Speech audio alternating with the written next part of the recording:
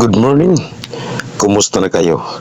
Ako po ulit si Kalpa at ngayon ibabahagi natin ang ikaapat na tips para sa matagumpay na relasyon.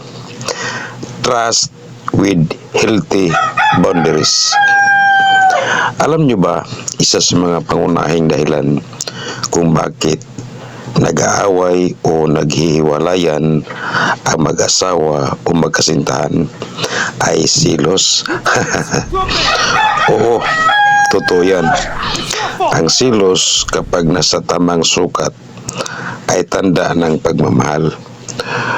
Normal lang na magsilos minsan. Ibig sabihin, mahal mo ang tao at ayaw mo siyang mawala.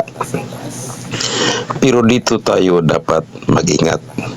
Kapag ang silos ay wala ng basihan, kapag nawawala na ang tiwala, doon nagsisimula ang problema. Walang peace of mind, puro duda, puro away, nakakapagod, di ba? Kaya tandaan natin ito. Tiwala pero may healthy boundaries. Hindi ibig sabihin na dahil may tiwala ka, bahala na ang lahat. Kailangan pa rin ng malinaw at malusog na hangganan.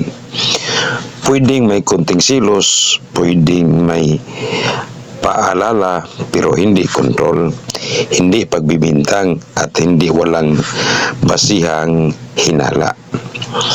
Dahil sa relasyon, hindi lang pagmamahal ang mahalaga.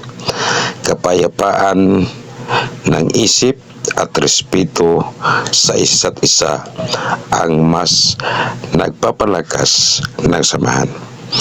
Kaya tandaan, trust each other but set healthy boundaries. Abangan nyo ako bukas para sa isa na namang makabuluhang content.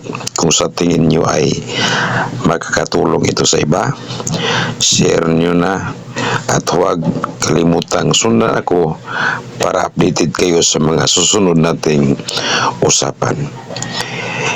Ito si Kalpa ang nagsasabi, God bless us all at maraming salamat.